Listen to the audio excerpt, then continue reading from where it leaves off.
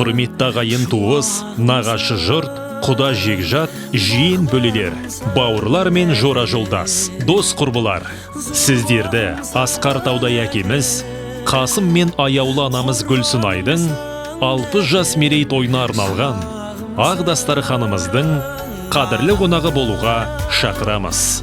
Той салтанаты 2022 жылдың 4 маусым күні сағат 19:00-де басталады. Мекен жайымыз Жаңатас қаласы, Тұмар мейрамханасы. Той иелері балалары.